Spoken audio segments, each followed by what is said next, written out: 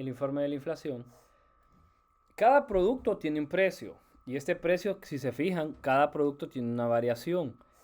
Esta variación no significa que va a tener el mismo... Ay, ¿qué pasó? Aquí está.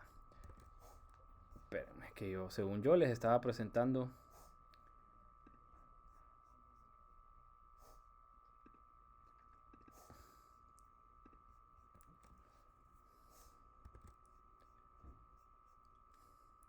Ahora sí, están viendo, ¿verdad?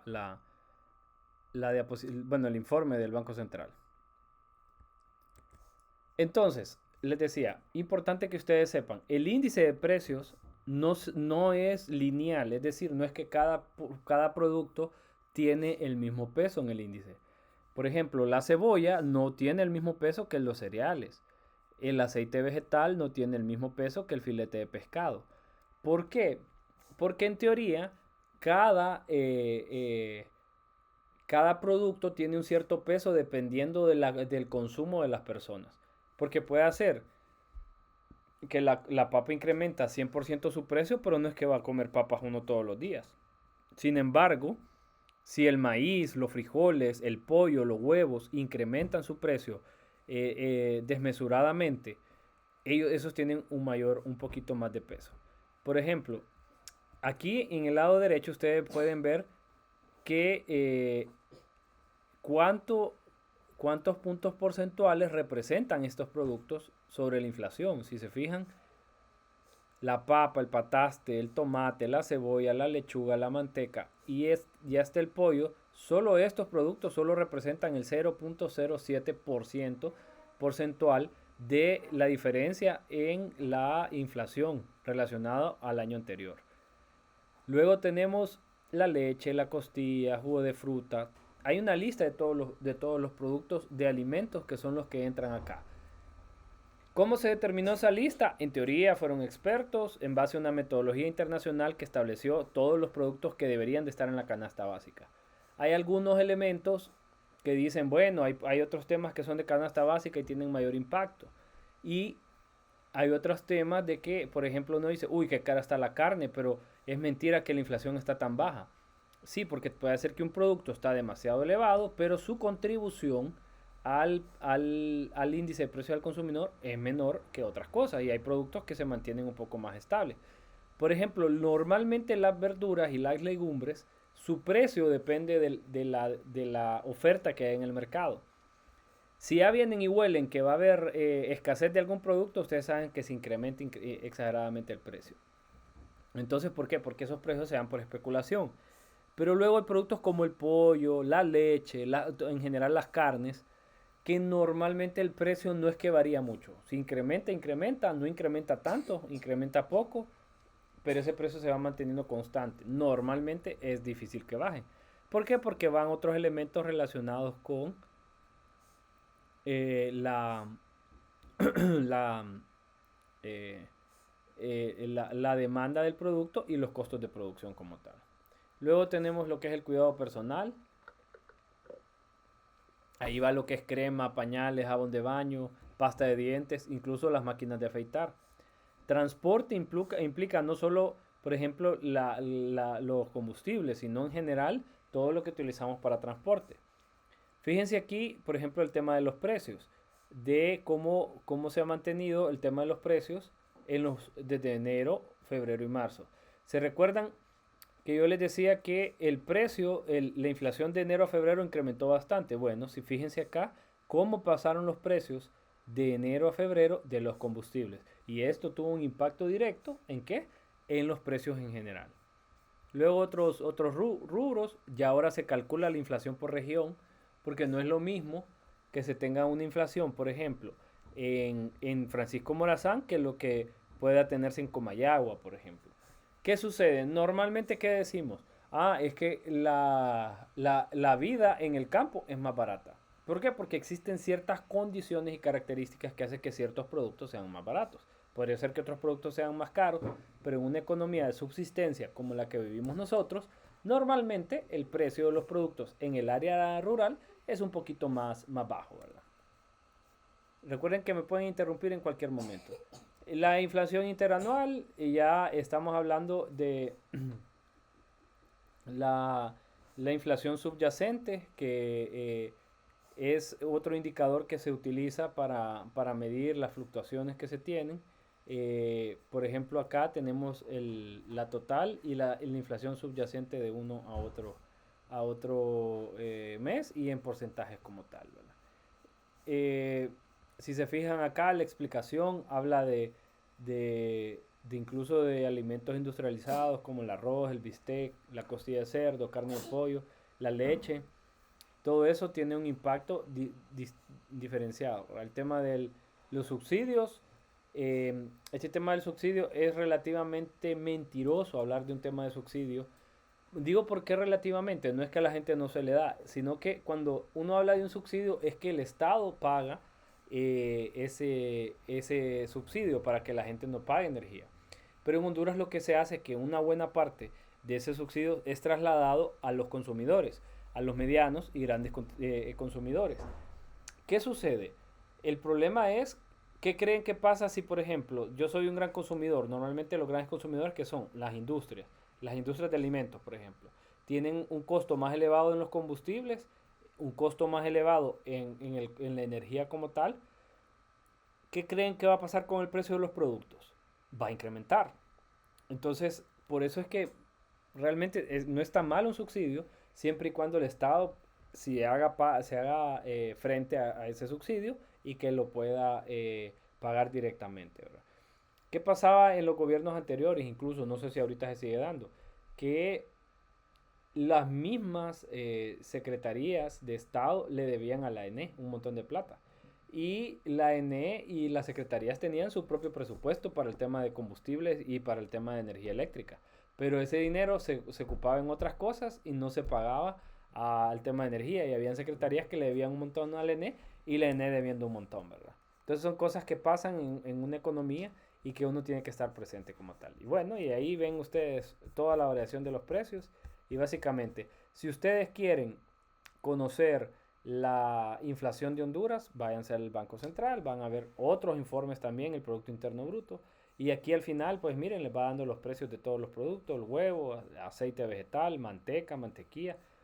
Estos son todos los productos que van y que son utilizados para el cálculo de la el cálculo de la inflación como tal. Luego están las categorías, se hace una diferencia entre el marzo y el mes anterior y luego se va sacando porcentual, mensual y interanual como tal. Y eso es un informe de inflación. Si se fijan un montón de números, pero cuando uno le da sentido a los números, tiene un poquito más de lógica, ¿verdad? ¿Alguna consulta, algún comentario el tema de la inflación? Sí, José Antonio, usted levantó la mano. Sí, Master, mi consulta es ¿por qué aquí varía tanto la inflación en comparación con Estados Unidos, por ejemplo? Que es con decimales y aquí es números enteros.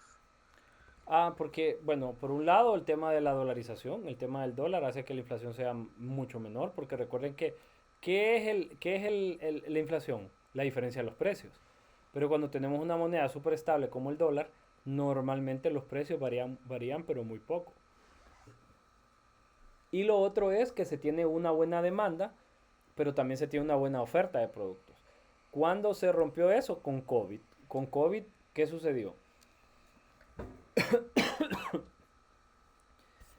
Las industrias entre los meses de marzo y junio, julio, se quedaron con muchos inventarios de productos, porque la gente no salía, porque la economía se cayó y al final vimos que muchos precios de productos se vinieron abajo. Hubo un día, no sé si alguno de ustedes recuerda, que el precio de referencia de los combustibles, del barril de combustible en la bolsa en Estados Unidos llegó a $0.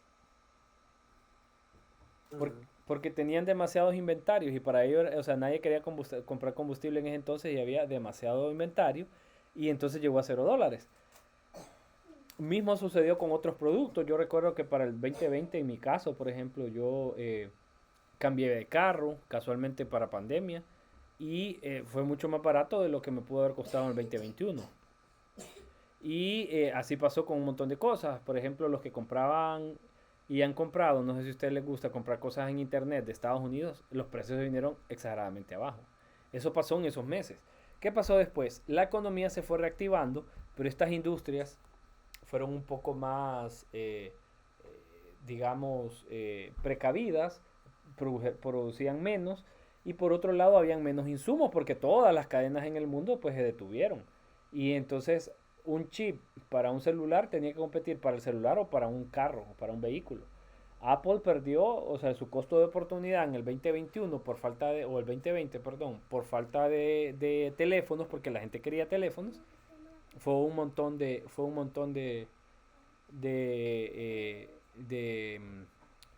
de teléfonos que no pudo vender.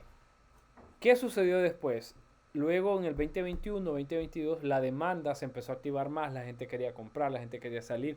Fíjense ustedes, no sé si ustedes se han fijado en este detalle, cómo han habido conciertos después de pandemia aquí en Honduras. Y todos están llenos siempre. Siempre están llenos. Sí. ¿Qué sucede? Es parte de ese cambio del consumidor. El consumidor estuvo tan cansado de estar encerrado que ahora valora mucho esas cosas. Entonces la gente empezó a querer comprar cosas y como el sector productor no tenía capacidad de suplir la demanda, que tal vez la oferta venía así y la demanda empezó a crecer así, ¿qué sucedió? Los precios de los productos tuvieron que irse incrementando. ¿Por qué? Porque como había mayor demanda de productos y al haber mayor demanda, los precios incrementan. Incrementaron los precios, no habían vehículos, por ejemplo, no habían ciertas cosas, ciertos productos, que ya en el 2024, digamos, y ya más este 2025 se ha regulado. ¿Y qué sucede? Al final del día, todo lo podemos evaluar desde el punto de vista del incremento o no de los precios, que son un buen reflejo de lo que está pasando en una economía. Por eso es importante la inflación. Pero tomando en cuenta ese detalle de los vehículos, por ejemplo, que yo creo que todavía la Toyota tarda como un año y medio Imagínense. en entregarle un carro. O sea, también las empresas estas aprovecharon para revalorizar su marca. Claro, claro. Miren, realmente desde el punto de vista como empresario, ¿ustedes creen que a todo mundo le va a perjudicar lo de los aranceles de Trump? Alguien le va a sacar provecho. Por ejemplo, en el caso de China, si sigue peleando con Estados Unidos, imagínense que China sea cerrado de su mercado para Estados Unidos. ¿Qué creen que va a pasar con nuestros países? Van a tener que buscar industrias, venir a ponerse a nuestros países. Y van a irse al país que mejor condiciones le entregue. ¿Y qué ventajas tiene eso? Bueno, uno, porque nuevas industrias generan más empleos. Más empleos reactivan la economía de manera natural y al mismo tiempo hay una transferencia tecnológica, hay inyección de nuevo capital al país que no existía. Entonces, eso obviamente siempre es positivo. Ahora vamos a ver este tema. Otra consulta. Sí, sí, adelante. Y en los países que adoptaron la moneda del dólar, como El Salvador y Panamá, siempre tienen estas fluctuaciones como Honduras o como Estados Unidos. Pues normalmente la inflación, si no hay condiciones distintas, es la misma de Estados Unidos. Normalmente. Pueden haber otros factores, ¿verdad? Pueden haber factores relacionados en la metodología del cálculo. Si es así como en Honduras, que en la mayoría de los países latinoamericanos se calcula con el índice de precios al consumidor, eh, ¿qué pasa si hay déficit de producción? Puede incrementar ciertos productos los precios y eso hace que incremente. Pero al no devaluarse la moneda, pues la ventaja en teoría es que se mantiene el valor de la moneda, entonces se mantiene en general el precio de las cosas, porque también la inflación nuestra tiene que ver con el tema de la devaluación de la moneda, es decir, que cada día la moneda tiene menos valor y que por ende se ocupan más lempiras para comprar algo, que antes se ocupaban menos. Pero lo que sucede en El Salvador es, bueno, o sea, si no se controlan bien las otras cuestiones macroeconómicas, pues siempre puede afectar. Panamá sucede un poco más lo contrario. Panamá como es una economía que tiene mucha inyección de capital, hay mucho también, dicen lavado, dicen por ahí. Entonces sí hay como un incremento en los precios mayor. Sí, decía José Antonio, perdón. Oh, no, que es paraíso fiscal. Sí, sí, es un paraíso, más o menos. Es que el término paraíso fiscal, pues, está mal utilizado, digamos. Pensamos que un paraíso fiscal normalmente es un lugar donde uno no va a declarar nada y que solo va a meter su dinero y que no va a pagar impuestos. Es relativo, o sea, Panamá es muy atractivo porque tiene bancos sólidos, porque es muy líquido, porque hay formas de, em, de invertir el dinero de mejor manera, ¿verdad? O sea, siempre hay condiciones que favorecen. También Panamá tiene una gran ventaja, es que Panamá, su economía depende del canal de Panamá, ¿va? Su economía definitivamente depende del canal de Panamá.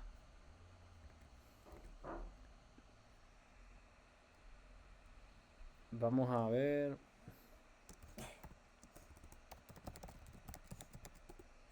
por ejemplo, Panamá para el 2024 su inflación fue del 0.7%. Y incluso tuvo variaciones mensuales que son negativas, que eso puede darse también. Que la variación mensual pueda ser negativa, es decir, que hay una deflación, pero sin embargo, al final, pues hay una inflación. Normalmente estas economías tratan de tener eh, una inflación mínima de menos del 1%, ¿verdad?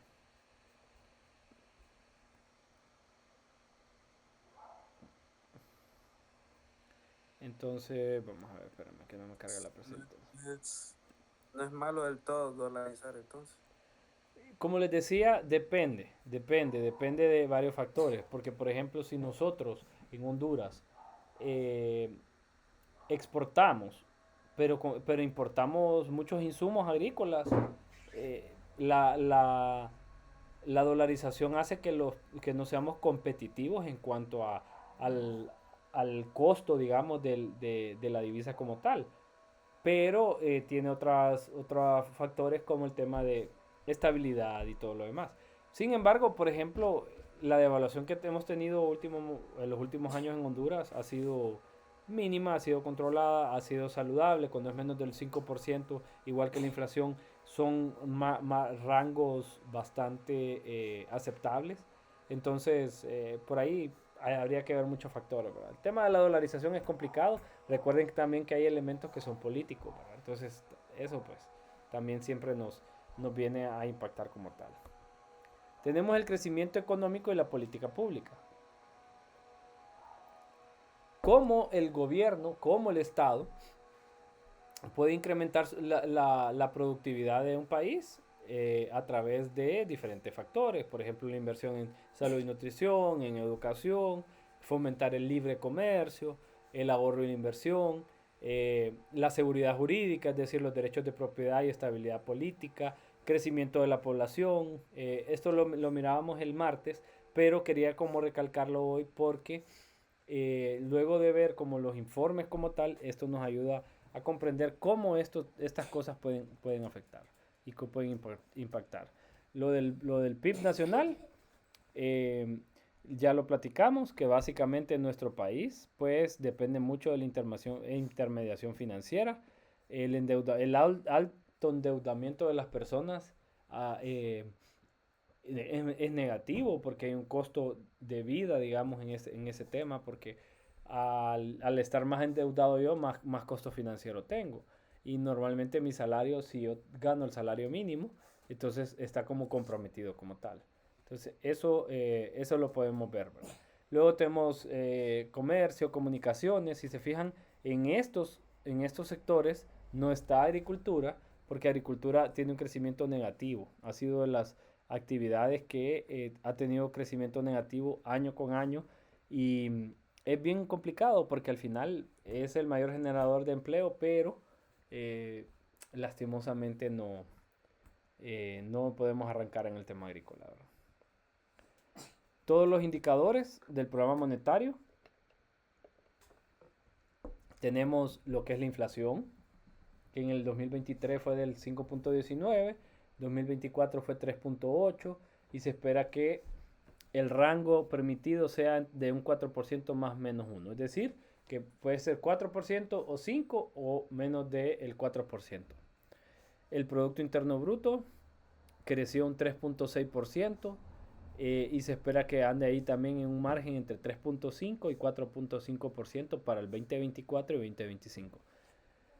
Estos porcentajes, aunque es positivo el crecimiento, al ser una economía tan pequeña en la hondureña, nosotros necesitaríamos crecer 10 años, el 10% por lo menos, para que se fuera una economía relativamente estable. Ahorita ni siquiera llegamos a una economía estable, sino que se ocupa todavía un poco más de crecimiento para eso. Las exportaciones de bienes, tenemos exportaciones negativas. Las importaciones negativas, ¿qué significa? No es que es negativo lo que exportamos, sino que en relación al 2023 hubo una disminución en el 2024 en cuanto al porcentaje de incremento en las exportaciones. ¿Qué quiere decir eso? Que en vez de mejorar, hemos disminuido las exportaciones. En parte por productividad, en parte por falta de producción, por diferentes factores. Tenemos el tema de las remesas, 9 mil millones de dólares, y que seguirán creciendo según las proyecciones. Sin embargo, hay cosas como lo que presentó hoy Trump, no sé si vieron la noticia, bueno, no sé si fue hoy o en esta semana, que a los que entraron a Estados Unidos bajo el sistema CBS van a tener que llenar un formulario y salirse del país.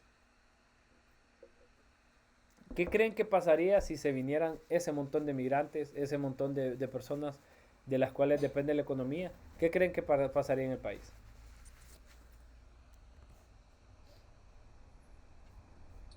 Creo que aumentaría la pobreza, Master, y aparte de eso también le afectaría a Estados Unidos, porque la mano de obra de Estados Unidos es también es hondureña, entonces nos afectaríamos ambos. Si se vienen aquí, se los mandan los migrantes para acá, lógicamente la economía ya nos haría falta mucho las remesas, porque es como nos tenemos, y sí habría un caos terrible. Bueno, imagínense que son 2 millones de hondureños. De esos 2 millones se supone que podrían deportar a unos 100 mil. 100 mil hondureños más o menos vienen siendo como un 5% de la gente que está en Estados Unidos. Pero no necesariamente que va a bajar ese 5% de las remesas. Puede que baje más o puede que baje menos. Todo va a depender. No podrían deportar a todos los hondureños. Si se fijan, para Donald Trump nunca ha mencionado Honduras hasta este momento en todas estas cosas que están peleando, porque simplemente no somos importantes para él. Somos X como tal.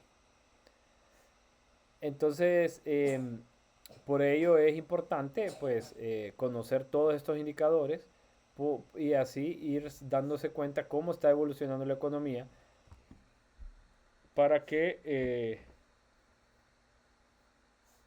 simplemente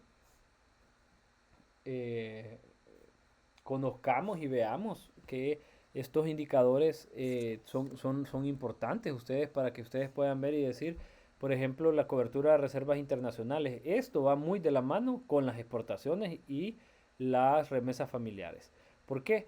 Porque la cobertura, las reservas internacionales son los dolaritos que tenemos ahorrados como país para hacerle frente a las importaciones. ¿Qué pasaría si hoy por hoy dejara de producirse todo lo que tenemos? Tendríamos 5 meses para importar productos con la información que tenemos. Luego tenemos el resultado de cuenta corriente, o se le conoce como el déficit de cuenta corriente en el país. Es decir, lo que el país recibe versus lo que el país gasta. El déficit de cuenta corriente es de un 5.2% proyectado para 4.8% en el 2025 y cerramos en un 4% en el 2023. ¿Qué significa eso? El Banco Central está preveyendo que va a haber un incremento en el déficit, en el resultado de cuenta corriente. ¿En base a qué? En base a los demás indicadores y otros que se puedan tomar en cuenta. Luego tenemos, bueno, lo que les decía, las coberturas de reservas internacionales se miden en meses. Es decir, cerramos el 2023 en hasta 5.1 veces las reservas internacionales que se podrían cubrir. Perdón, las importaciones se podrían cubrir con las reservas internacionales. ¿Alguien sabe cómo se calcula el tema de la cobertura de reservas internacionales? Me imagino que no.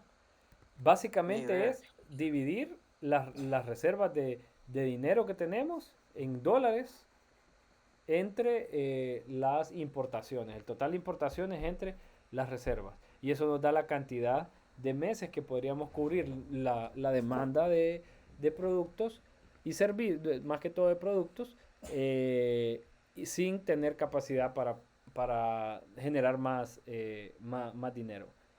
Entonces, ¿qué creen ustedes? ¿Que a mayor cantidad de meses es positivo o es negativo? ¿Qué creen ustedes? Positivo, creo. ¿Por qué? Porque entre más meses podamos cubrir con las reservas que tenemos, quiere decir Ujú. que ese dinero nos alcanza para, o sea, el dinero que tenemos en reserva nos alcanza para cubrir todo lo que importamos durante cierto tiempo. Correcto. Y es como una seguridad nacional, imagínense que podríamos comprar alimentos, que podríamos cubrir ciertas cosas que son sumamente importantes, ¿verdad? Entonces, eso es lo que mirábamos, lo de los datos macroeconómicos de Honduras, vimos lo de las asignaciones, ahora vamos a hablar de la contabilidad nacional, el déficit de cuenta corriente, ¿cómo se calcula? Bueno, hablemos un poco de las cuentas nacionales. La contabilidad nacional, pues, es un sistema de cuentas que registra todas las actividades económicas realizadas en una economía determinada. Básicamente es como el contador que cuenta y que establece todo lo que son los ingresos y todo lo que son los gastos de una persona. eh, y básicamente se hace lo mismo a nivel de cuentas nacionales, es decir, del país, pero con la salvedad que hay ciertas características y con condiciones.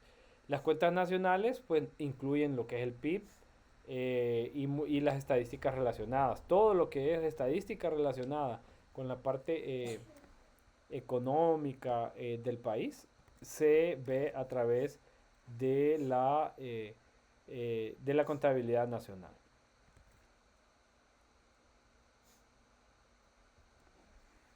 Luego tenemos lo que es el ahorro y la inversión de las cuentas nacionales. Básicamente recuerden que la, la contabilidad, ustedes que son de ciencias económicas, casi todos, saben que es activos igual a pasivos más capital contable. Y ingresos, la utilidad del ejercicio es igual a ingresos menos costos menos gastos. Básicamente lo mismo es lo que se hace en las cuentas nacionales. Se incluyen todos los elementos, los ingresos del país, ya sean, eh, a ver, ¿qué ejemplos? Denme ejemplos de cuáles podrían ser ingresos para el país como tal, que ya lo hemos visto varias veces.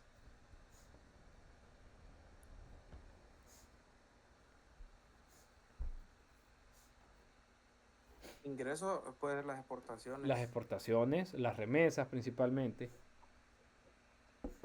y el financiamiento entraría también como ingresos. ¿Y egresos? ¿Cuáles tendríamos los egresos? Más los impuestos también entrarían como ingresos. Sí, los impuestos, digamos, como país, están dentro del país, pero como el gobierno como tal, para el gasto del gobierno como tal, sí, entran los impuestos como ingresos. Básicamente, Y las donaciones también entrarían como ingreso. también entran como un ingreso. Ahora bien, la donación, si es gratuita, pues es una donación, pero si ya es donación para pagarse en tanto tiempo, se toma como financiamiento. El pago de la deuda pública. ¿Cómo dice, perdón? Un egreso sería el pago de la deuda pública. El pago de la deuda pública es un egreso, el pago de la deuda internacional que tenemos también, la deuda externa, como se le llama, también es un egreso. La inversión social, la inversión en infraestructura, el gasto público de todos los empleados públicos, que cada día es peor, la cantidad de gasto público, entonces todo eso va ahí. Cuando yo estaba, bueno, hace como unos, ¿qué? Cuando Juan Orlando estuvo en la presidencia, hace 7 años más o menos, ¿verdad?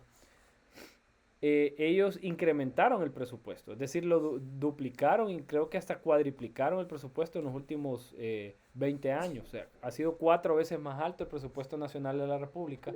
Las metas de recaudación cada día se cumplen, pero el país no ha logrado pues ese avance, ese desarrollo como tal.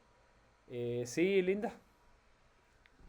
Máster, ¿cómo son considerados los concesionarios? Creo que es un ingreso, pero ¿cómo son considerados para el gobierno?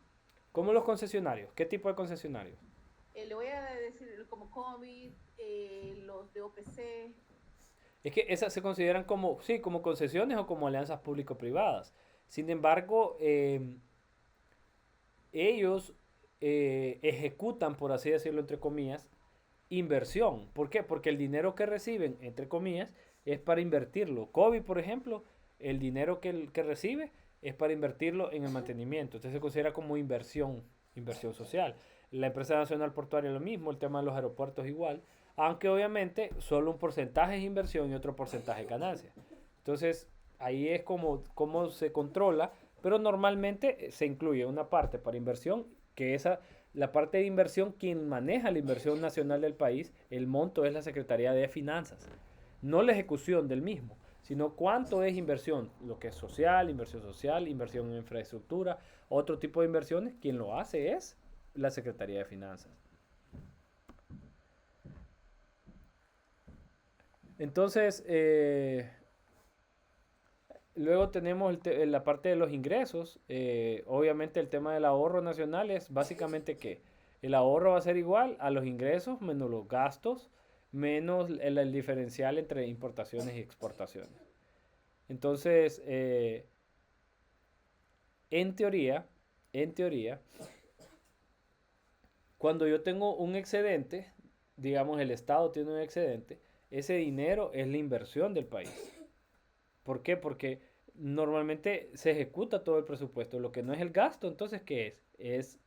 Es inversión. Y desde el punto de vista de la economía, la inversión se considera un ahorro para el Estado. ¿Por qué? Porque en teoría estamos invirtiendo en el futuro del país, estamos ahorrando, estamos haciendo una inversión a largo plazo. Si invertimos en educación, en infraestructura, en telecomunicaciones, en todo eso, se considera un ahorro. Entonces, el ingreso total en la economía, si le restamos el pago del consumo y las compras que tiene el gobierno, eso nos da lo que es el ahorro nacional. Entonces, el ahorro básicamente lo podemos ver desde el punto de vista que es igual a los ingresos menos los costos de todo lo que corresponde, el tema del consumo, y le restamos los gastos o las compras que hace el gobierno como tal. ¿Dudas hasta acá? Obviamente existe lo que es el ahorro público y el ahorro privado. Recuerden que, aunque sea privado, no es del gobierno, sigue siendo del país, sigue siendo parte de la soberanía del país. El Producto Interno Bruto no lo ejecuta solo el Estado, sino que el Producto Interno Bruto, por lo general, en nuestro país principalmente, es producido directamente por el sector privado. Entonces, ¿qué sucede? Hay que diferenciar. Los hogares, todo lo que nos queda se le considera ahorro público. Perdón, ahorro privado. ¿Qué sucede? ¿Qué hace normalmente uno con el dinero que tiene ahorrado? ¿Dónde lo tiene normalmente? En el banco. En el banco. Entonces, ¿cómo controlamos y cómo sabemos si hay mayor ahorro privado? Bueno, porque incrementa los depósitos a la vista del sistema bancario. Y tenemos el tema del ahorro público, que obviamente aquí se implica cuáles son los ingresos que tiene el gobierno. Básicamente lo que son los impuestos y las tasas que cobra. Entonces, al tener digamos, al ser mayor los ingresos que los gastos que ejecuta el gobierno, ahí hay un ahorro. De lo contrario, obviamente, no habría un ahorro. Entonces tenemos lo que es el superávit o el déficit fiscal o déficit presupuestal. Si el gobierno excede la cantidad de ingresos, perdón, de gastos en relación a los ingresos, que es lo que sucede normalmente en nuestra economía, es que hay demasiado gasto en relación a los ingresos. ¿Cómo creen ustedes que podríamos, digamos, Honduras que tiene un déficit, cómo creen que podríamos reducir ese déficit y si eso sería positivo o no para la economía? ¿Qué opinan ustedes?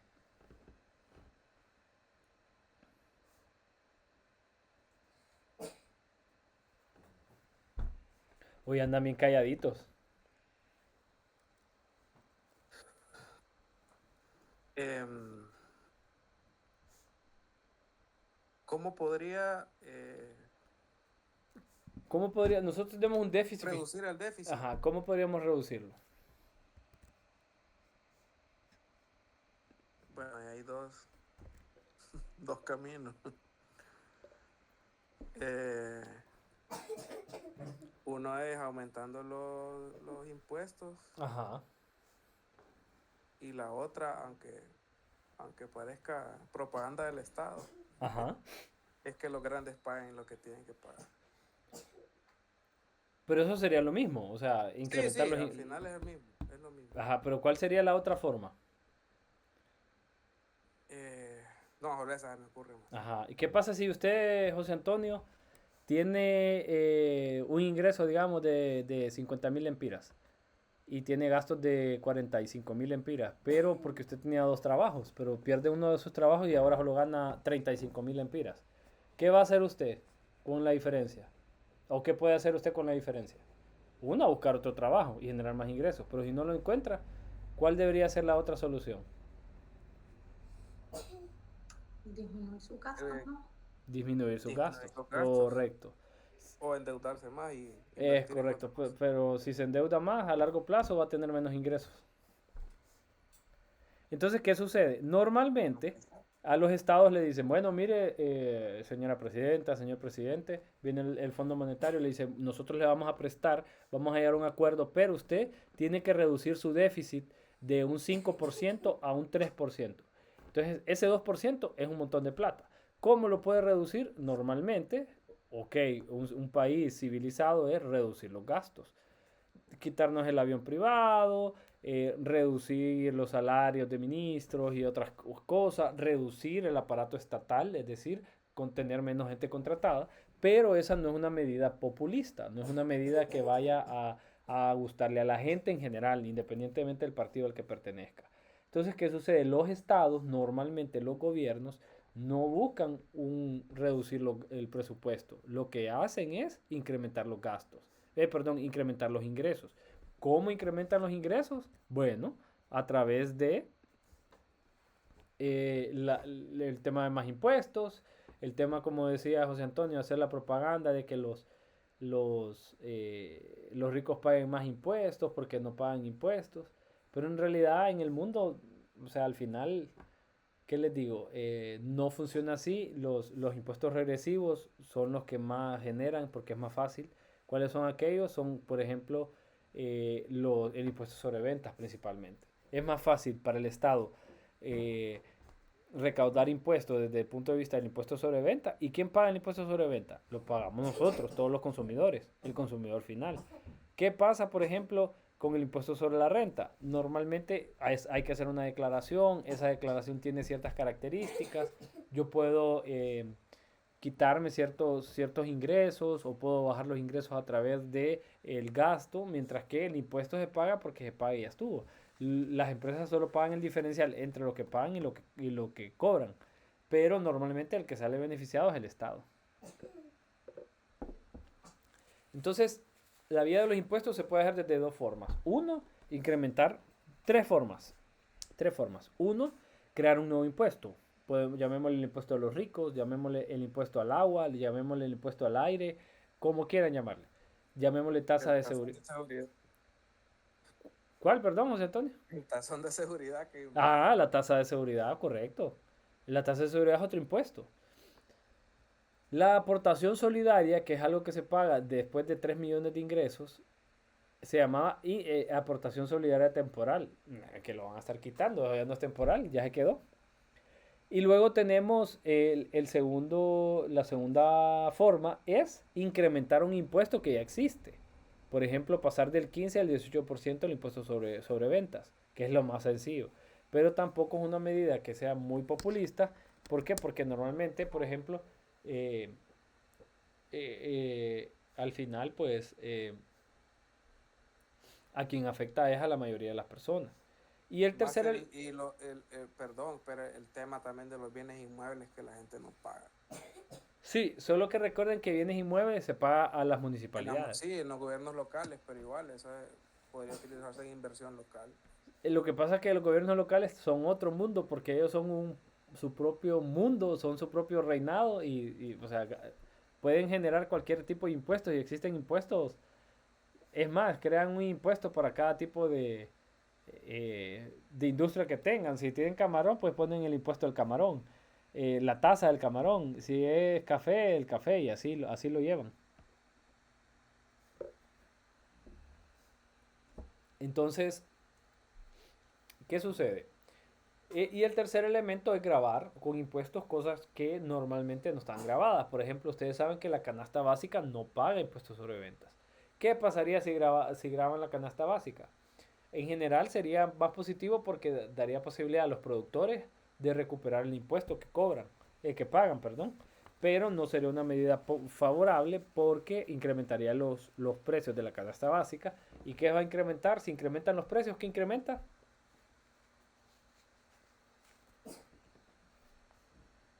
La inflación. La inflación como tal, correctísimo. Entonces, avancemos pues porque veo que hoy no andan con muchos ánimos. Entonces, normalmente existe lo que es la oferta y la demanda también de los fondos prestables.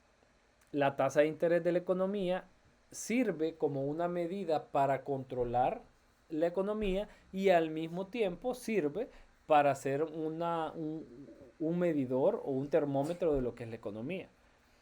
La oferta de los fondos prestables provienen de las personas que tienen algún ingreso extra. Es decir, si ustedes ahorran y ese dinero no lo gastan, entonces ¿dónde va? Va al banco. A eso se le llama oferta de fondos. Y la demanda de los fondos prestables proviene de los hogares y las empresas que desean pedir prestado, ¿verdad? Entonces, tenemos una oferta y tenemos la cantidad de millones, por ejemplo, que se prestan a la tasa que se está prestando.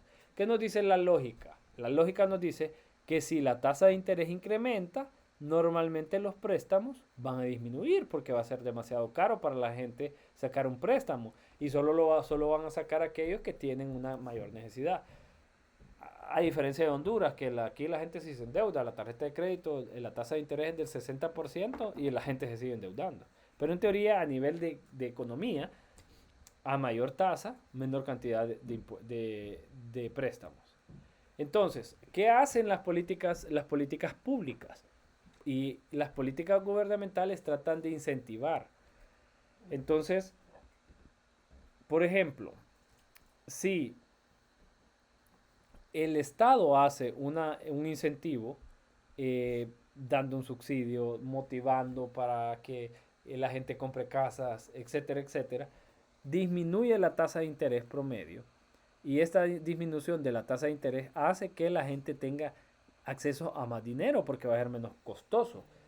Y si se recuerdan que hablamos el martes, ¿creen que es positivo que haya mucho dinero en la economía o es negativo? ¿Qué opinan? Digo, Es negativo, ¿por qué? porque entre más dinero tenemos, aumentan los precios de las cosas. Ujú. Cuando más circulante hay mayor cantidad de precios. Y eso es lo que sucede. Entonces la gente, si sigue sacando préstamos de consumo, incrementa los precios. Les voy a decir algo que probablemente más de alguno no va a estar de acuerdo, pero es algo que sucedió. Ya sea de manera natural en la economía o fue forzado, pero eso fue lo que sucedió al final. ¿Qué pasó en el 2009? ¿Se acuerdan cuando fue una medida muy populista que se incrementó el salario mínimo de una manera arbitraria, digamos, porque no se hizo con una metodología, sino que dijo vamos a incrementar, y creo que se incrementó como el 50, 40% del salario mínimo. A corto plazo, obviamente la gente recibió más dinero. ¿Qué pasó después? A ver, ustedes ya estaban grandecitos para el 2009. Creo que más de algunos de ustedes estaban en la escuela todavía. Pero, ¿se recuerdan qué pasó después de eso? Muchas empresas cerraron, Master. Ajá, muchas empresas cerraron, a mucha gente la La despidieron, canasta básica. la canasta básica incrementó y mejoró la calidad de vida de las personas. No, igual. Entonces, O quizás 12. ¿qué sucede?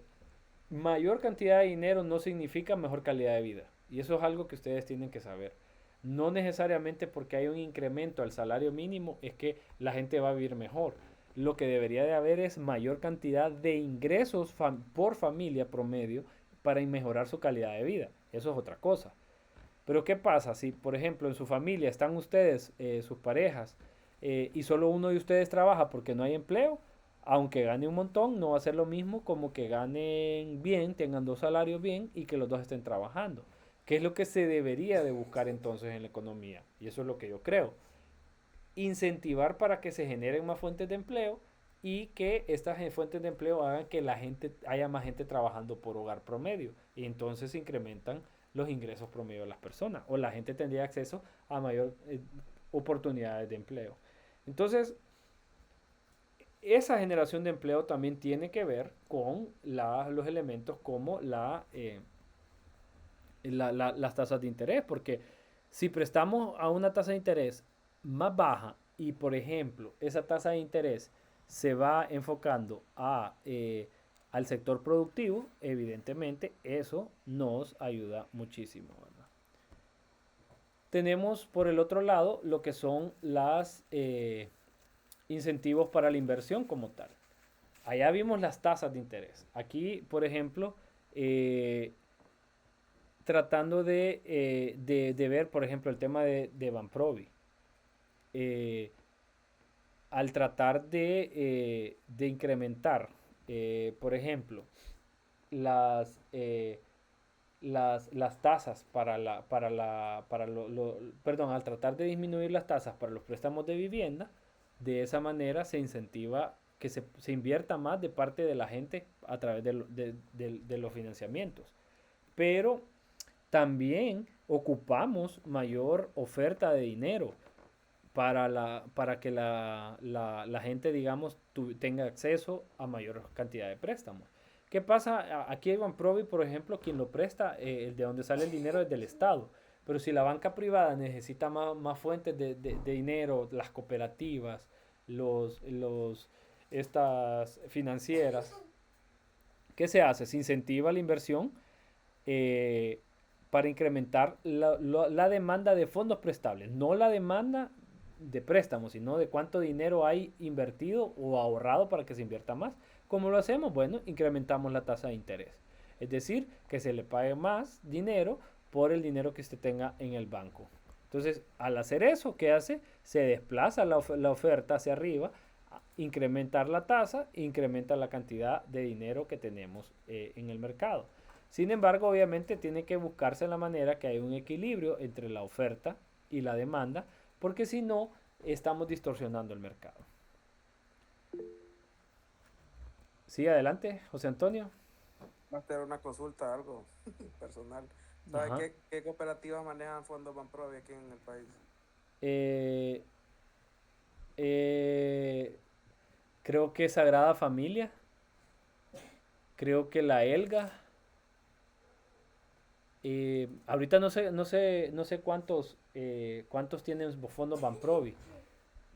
Creo que Cofinter o Cofisa, uno de esos también tenía fondos Banprovi. No sé cómo, pero tenía. Em, pero desde hace unos 10 años ya las cooperativas tienen acceso a poder financiar vivienda de manera de fondos RAP y fondos Banprovi. Pero ahorita en estos momentos lo que sucede es que la cantidad de fondos Banprovi para préstamos de vivienda están bien reducidos y son pocos bancos y pocas cooperativas que tienen. Hasta hace un tiempo, porque yo estoy en ese trámite también, hasta hace una semana sé que solo un par de bancos, como dos o tres bancos, y creo que una o dos cooperativas financieras tenían todavía fondos para vivienda. Sí, sí, hoy escuché una noticia sobre eso. No sé, y como no sabemos si el gobierno va a dar más fondos, Exacto, que no había desembolsado más fondos para ese tema. yo estoy esperando yo estoy en la lista de espera, ojalá que quede adentro, y no, a ver qué va a pasar. Bueno, estamos igual. Sí, entonces, pero bueno, pero vaya, por ejemplo, ese es un ejemplo de cómo se incentiva la inversión en el país. Por ejemplo, si no tuviéramos una tasa a fondos Banprovi, el Estado, el Estado por sí mismo no puede regalar casas como tal, no tiene la capacidad de regalar casas. Lo más que puede hacer es prestar a una tasa sumamente competitiva para que la gente tenga capacidad para poderla comprar a un precio, digamos, que aunque la casa por tema de inflación creció un montón porque se duplicaron los precios, por lo menos con una tasa más baja tenga capacidad para poder optar a un monto un poco más alto y poder construir su casa. Y eso es un incentivo que hace el gobierno. Tiene varias aristas. Por un lado, generación de empleo. Por otro lado, inversión, porque la gente está invirtiendo en vivienda. Recuerden que vivienda va a inversión. El tema de movilidad de la economía. Y todo eso está bien siempre y cuando se paguen las casas. Si no las paga, pues ahí sí ya se vuelve un problema. La ventaja, digamos, que se tiene ahorita es que la garantía es que se está haciendo a través de banca privada. Y la banca privada, pues sí, como está regulada, tiene que cumplir con todos los protocolos y por eso sacar un préstamo no es nada sencillo. Entonces, ¿hola? Pero siempre ocasionaría problemas. ¿Recuerda usted con lo de Banadesa? Correcto, pero el tema de Banadesa es que la gente no paga. No, y lo otro es que de la vivienda. Banadesa lo quebraron porque sobrevaloraron terrenos y el avalúo los reventó y quebraron el banco. Recuerdo, Sacaron préstamos más altos que el avalúo y claro, eso los reventó. sí, claro, y decía la ministra hace poco que yo estaba en un evento, hace como un año creo que fue que dijo, es que el campesino tiene que hacer la cultura, y no habla del campesino pequeño, habla de todo en general, el sector agrícola, que tiene que pagar, o sea que las cosas no son de gratis. Porque decía Milton Friedman, no hay almuerzo gratis, no hay almuerzo gratis, o sea, alguien tiene que pagar eso. No existe tal cosa como un almuerzo gratis. Entonces, ¿a qué se refería eso él? Por ejemplo, a los subsidios, a las cosas que supuestamente los gobiernos regalan, esos bonos, al final alguien tiene que pagar. ¿Y quién tiene que pagar eso? Somos nosotros. Y eso al final se vuelve una distorsión de mercado. ¿Por qué? Porque nos cobran más impuestos, más tasas. Y al cobrarnos más tasas y no estamos recibiendo nosotros el beneficio, se desincentiva la inversión. Principalmente, ¿qué? De la inversión privada, de empresas, porque imagínense, ustedes saben lo engorroso que es el tema de préstamos, perdón, de trámites para poder desarrollar una empresa y luego ir a buscar financiamiento a los bancos, que es sumamente complicado. Entonces, la inversión privada es más complicada. ¿Qué hace la gente? Los inversionistas compro un apartamento, bienes raíces o invierto en depósitos a plazo, porque es lo más seguro. Pero ¿qué pasa? Para la economía como tal, eso no es del todo positivo. ¿Por qué? Porque no se está incentivando. Entonces, ¿qué pasa? Obviamente tenemos, ¿qué pasa, por ejemplo, si el Estado tiene un déficit? Es decir, el país, porque el gobierno ha gastado mucho, tiene un déficit fiscal. ¿Quién tiene que financiarlo? En primer lugar, es la banca privada. Y al financiarse por la banca privada, la oferta de dinero en el mercado disminuye, es menos. Pero como hay menos oferta, la tasa de interés va a incrementar y el Estado va a tener que pagar una tasa más alta. Ustedes han visto que se hace el tema de la calificación de riesgo. A mayor riesgo, el Estado tiene que pagar mayor cantidad de tasa de interés sobre los préstamos que pueda colocar.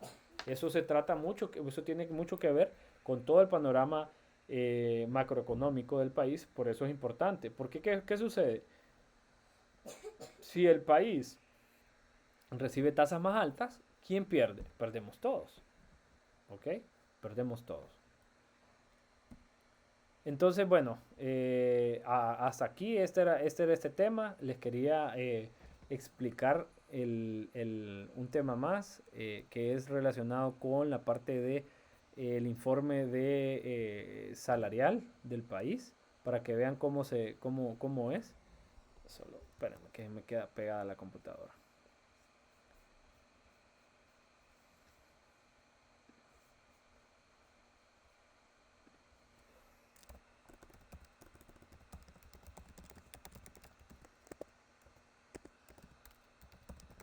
Ese informe lo desarrolla la Secretaría de Trabajo. Este informe, el tema, todo lo que es la población salarial, permítame,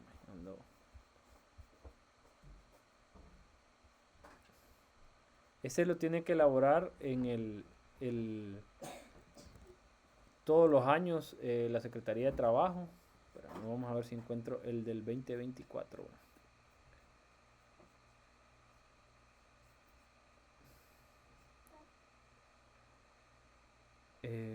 Permítame. El informe anual de salario.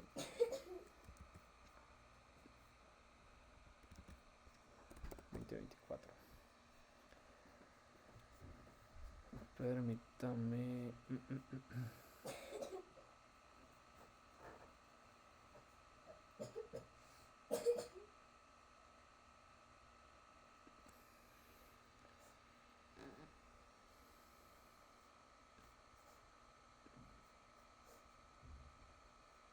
Bueno, espérame que no lo encuentro. Entonces, pero bueno. Solo quiero, ahorita tengo el del 20, que se publicó 2023-2024, creo que hay uno más actualizado, pero ya lo vamos a buscar, permítanme. Entonces,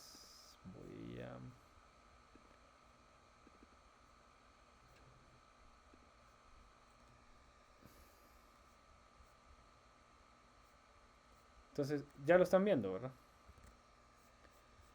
Entonces, este informe de salario lo realiza la Secretaría de Trabajo y este informe normalmente sirve como base para la negociación del salario mínimo de cada año. Entonces, se habla del salario mínimo, salario medio, promedio, el salario mediano, el salario de cúpula. Bueno, ¿qué sucede? En Honduras, el principal problema no es el salario mínimo, es que el salario promedio de la gente es menor que el salario mínimo. ¿Qué significa eso? Que la mayoría de las personas ganan menos que el salario mínimo. ¿Por qué creen ustedes que la gente en general gana menos que el salario mínimo? Por la economía informal. Por la economía informal.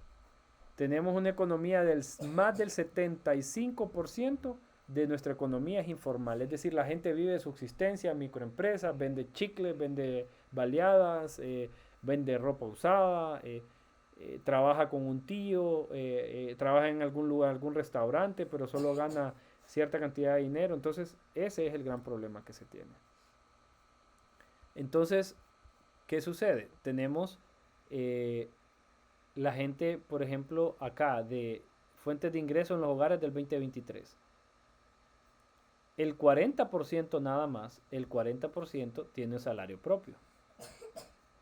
El 31% es gente que vive y que trabaja por su propia cuenta, es de ingresos por su propia cuenta. La mayoría de la gente, obviamente, no genera la cantidad suficiente para ganar el salario mínimo. Luego tenemos un 10% que vive de remesas. Que, imagínense, estamos hablando de los asalariados, de gente que debería estar trabajando. 1 de cada 10 no trabaja porque dice, yo no trabajo porque a mí me pagan. Y otro 9%, o sea, otro 1 de cada 10 dije que lo mantienen, que le ayuda. Y de ahí pues las pensiones son muy pocas porque no hay pensiones en Honduras. y otros. El otro, pues a ver a qué se dedicarán ese otro, ¿va? Entonces, estamos hablando de la cantidad de hogares. Estamos hablando que de 2.5 millones de hogares, solo el 40% vive de salario. Y de estos que viven de salario, una buena parte no ganan el salario mínimo. La mayoría, por ejemplo, estamos hablando de 270.000 hogares que viven de remesas familiares. Imagínense si nos quedamos sin remesas, estamos hablando de 270.000 personas, no personas, familias, que son a un promedio de 4, estamos hablando de 1 millón de personas, el 10% de la población nacional, que tendría problemas de no tener ingresos y sería un problema para la economía como tal. Entonces, el salario... ¿Hola?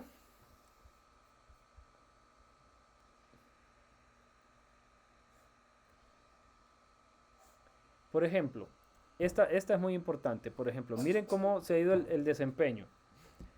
La gente, la brecha salarial que existe por categoría. ¿Cuánto es la brecha salarial? Es decir, la cantidad, el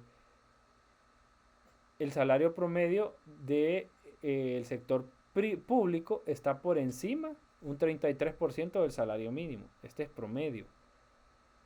Luego tenemos el sector privado. El sector privado está en promedio un 35% abajo de el salario mínimo promedio. ¿Qué significa eso? Que la mayoría de la gente está por debajo de ese salario mínimo. Y ustedes díganme, ¿por qué creen que la gente recibe menos del salario mínimo? ¿Por qué las empresas no pagan el salario mínimo?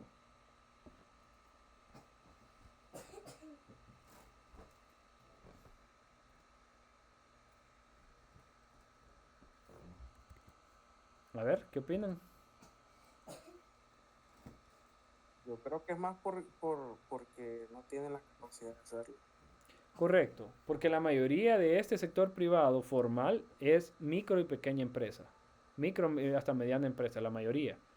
Entonces, ¿qué sucede? Estas empresas no tienen la capacidad porque tendrían que incrementar sus precios y la gente no los pagaría. Imagínense los restaurantes, cuánto tendrían que pagar, la tortillería, todos esos.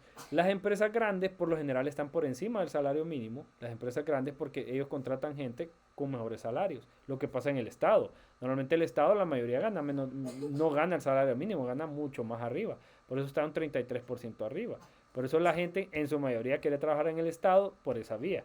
Hay otros elementos que no, pero por esa vía. Luego tenemos, oigan bien, el trabajo doméstico está 70% abajo del salario mínimo. La gente por tareas domésticas no reciben dinero y la cuenta propia anda muy similar ¿cómo se llama? Al sector privado. Entonces, ¿qué significa eso? La mayoría de la gente gana menos que el salario mínimo, entonces de nada sirve que estemos incrementando todos los años el salario mínimo si no podemos reducir esa brecha como tal, ¿verdad? Básicamente eso era lo que les quería explicar en ese tema. Entonces, y esta es súper increíble. Miren el salario mínimo promedio en el país para lo que se está, digamos, en teoría estadísticamente, cuánto se está pagando el salario mínimo promedio, ¿verdad? En valores reales, 13.400 lempiras para el 2022 y para el 2023 era 13.900. Usted disminuyó ese salario promedio. Eso es lo que está ganándose y aquí incluye sector público y sector privado como tal. Y la participación de la actividad económica, donde se contrata más, según el Producto Interno Bruto. Obviamente la intermediación financiera es más alta porque el PIB es más alto de la intermediación financiera. Agricultura solo es un 12% y así como va la distribución, ¿verdad? Y ¿dónde está la población ocupada a nivel nacional? Está ocupada un 23%, la mayor cantidad en agricultura y comercio. Estos son los dos elementos que casi entre ambos, el 50% de la gente ocupada está en estos dos sectores. ¿Sí? Adelante, Linda. Me hacer una pregunta. Con la gráfica que presentó de lo del salario mínimo, ¿esa la podríamos utilizar como para evaluar lo que es el coeficiente de Gini. Sí, claro. Claro, de hecho, aquí está hasta 22, pero tiene que estar el del 2024, tuvieron que haberlo publicado. Yo no lo he encontrado, pero si no, utilicen la del 2023, está bien. Pero sí, en efecto, les puede servir muchísimo. Y estos son datos oficiales, recuerden, lo que yo les estoy dando no es que alguien se lo inventó, estos son datos oficiales. Siempre fíjense en la fuente, estamos hablando de la Secretaría de Trabajo. La Secretaría de Trabajo, ¿verdad? Entonces, bueno, eso era lo que tenía para ustedes el día de hoy. No sé si tienen alguna duda. Avanzamos bien rápido. Es que hoy están un poco calladitos. O están preocupados o están cansados, pero hoy están bien calladitos. En- bueno, pero bueno, sí. Está agotando la batería. Ya tienen la batería ya hoy, ya no. Se celebraron Ya, mucho ayer lo de la, ¿cómo se llama esa cosa que vino ayer? la CELAC. La La CELAC, CELAC. están muy demasiado cansados.